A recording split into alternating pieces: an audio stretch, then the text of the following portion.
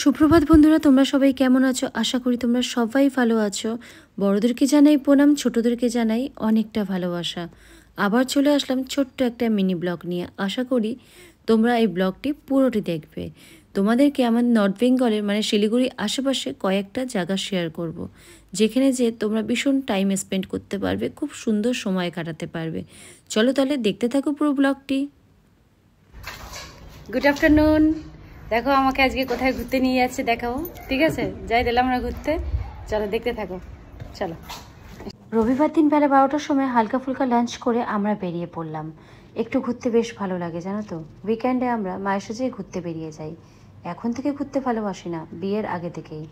সবাই যারা আমার ব্লগগুলি দেখো অবশ্যই জানো আমরা ঘুরতে কতটা ভালোবাসি। আমরা চলে যাচ্ছিলাম পাঙ্খাবাড়ির রাস্তা ধরে। রোড সাইড থেকে একটু চিপস কোল্ড ড্রিঙ্কস নিয়ে নিয়েছিলাম। পাঙ্খাবাড়ির রাস্তার ওখানে সেরকম দোকানপাট নেই, তাই বাবাই জানো তো নতুন ড্রাইভ শিখেছে সমতলে। তার জন্য বাবাইকে নিয়ে অতটা হিল এরিয়াতে আমরা যাবও না। তার জন্য আমরা হালকা ফুলকা হিল এরিয়াতে আসলাম। সেখানে এসে দেখো পাহাড়ের এই ফুলগুলো কি সুন্দর লাগে। কেউ কি নাম জানো? অবশ্যই জানিও। ফুলটা কিন্তু খুব সুন্দর। তারপর এখানে আমি তো রাস্তায় বসেই পড়লাম কয়েকটা সেলফি নেবো বলে। তারপর দেরি না করে দুধিয়ার সাইডে চলে গেলাম।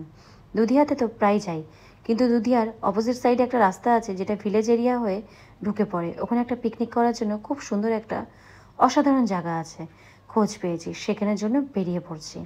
আর জানো তো রাস্তাটা পুরো অফরোডিং রাস্তা, দেখতেই পারবে। আমাদের গাড়িটা যেহেতু ছোট আমাদের একটু অসুবিধা হচ্ছিল, বাট বাইক নিয়ে যারা আসবে তাদের সেরকম অসুবিধা হবে না, বা এসইভি নিয়ে যারা আসবে।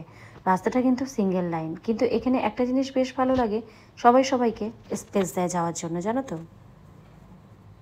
এখানে এসে সকালে এসে বিকেলে যাওয়ার মতন একটা ভালো পিকনিক স্পট রয়েছে।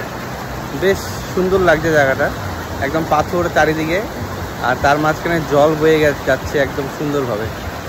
সবাই এনজয় করছে এখানটায়। এই যে আমার ছোট্টু, এই দেখ ক্যা কর রা হ্যায় তু, একদম ভালো।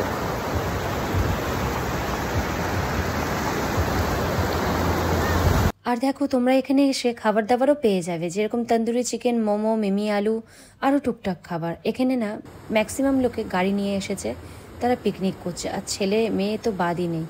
অনেকটা টাইম কাটিয়ে আমরা বেরিয়ে পড়লাম।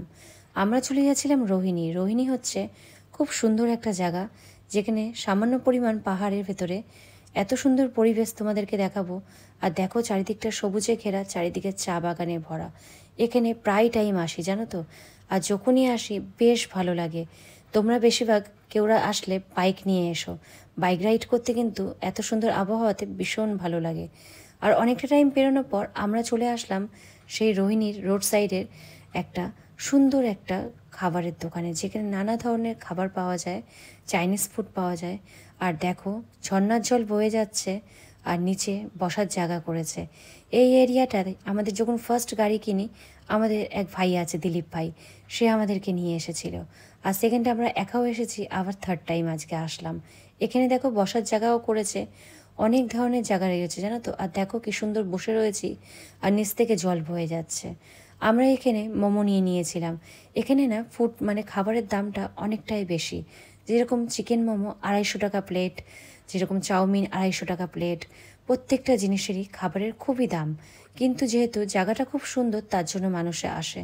আর খাবারেরও কিন্তু সেই টেস্ট। এর আগে যখন খেয়েছিলাম মোমোটা সেরকম টেস্ট পাইনি, কিন্তু এবারের মনে খাবার যে বানায় সে হয়তো পাল্টেছে, তার জন্য খাবারগুলো অসাধারণ ছিল।